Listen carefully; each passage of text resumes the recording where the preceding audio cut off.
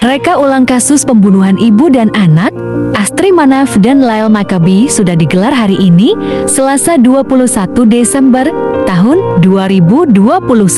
Reka ulang tersebut menghadirkan tersangka RB dan sejumlah saksi. Polda Nusa Tenggara Timur menggelar reka ulang di 10 titik lokasi. Bermula dari kantor BPK Cabang Kupang, ketika tersangka RB berada di kantor BPK mengontak korban via handphone. Pada adegan kedua, saksi satu mengantarkan mobil Toyota Rush warna hitam pesanan tersangka. Setelah itu, tersangka pulang ke rumahnya di perumahan Gria Avian Blok B nomor 10, Kelurahan Penkes Oleta, Kecamatan Alak, Kota Kupang. Di Kelurahan Penkes Oleta, Kecamatan Alak, menuju dan parkir kendaraan di Hollywood Walikota, depan rumah jabatan Bupati Kupang di Kelurahan Kelapa Lima. Pada adegan kelima, saksi 3 menjemput kedua korban di rumah korban di Jalan Perintis Kemerdekaan, Kelurahan Kelapa Lima. Saksi 3 dan kedua korban kemudian tiba di kos saksi 4 di belakang Pasar Obobo, Kelurahan Fatululi. Tersangka Randi kemudian menjemput kedua korban dengan mobil Toyota Rush warna hitam di pertigaan dekat kos-kosan.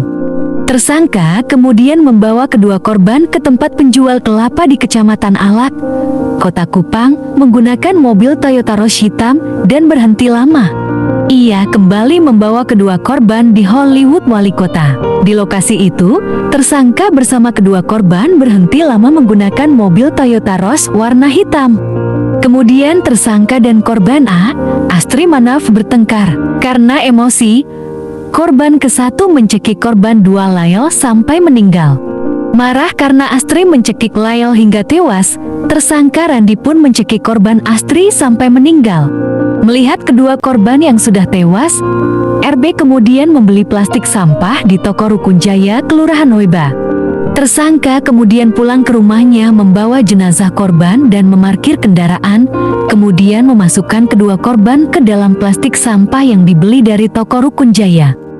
Setelah itu, tersangka membawa jenazah korban ke kantor BPK dan memarkir mobil Toyota Rush hitam yang berisi kedua jenazah di kantor BPK.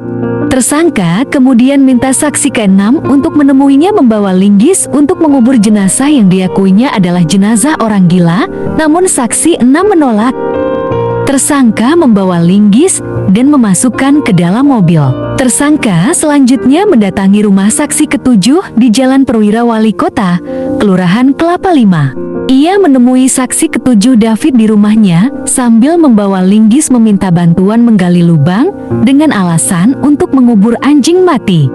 Tersangka dan saksi ke-7 berboncengan, saksi ke-7 memegang linggis dan sekop. Tersangka dan saksi ke-7 menggali lubang tetapi tidak dalam. Tersangka kemudian mengantarkan saksi ke-7 kembali ke rumah, kemudian memasukkan linggis dan sekop ke dalam mobil Toyota Rush hitam. Tersangka kembali membawa mobil Toyota Rush hitam berisikan jenazah kedua korban dan parkir di kantor BP.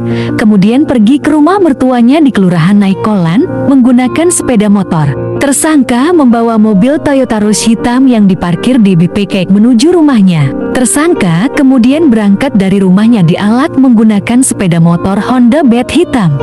Tersangka membawa linggis dan sekop menuju TKP di RT 01, RW 01, Kelurahan Penkes Oleta untuk menggali lubang sendiri.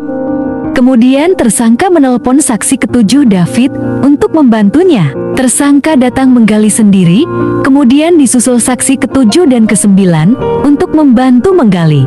Setelah menggali seukuran 100 cm x 80 cm, masing-masing pulang. Setelah menggali, tersangka meninggalkan rumahnya menggunakan Toyota Rush hitam yang berisi jenazah kedua korban menuju dan parkir di kantor BPK. Selanjutnya, tersangka keluar menggunakan Honda Beat hitam dan kembali lagi ke kantor BPK.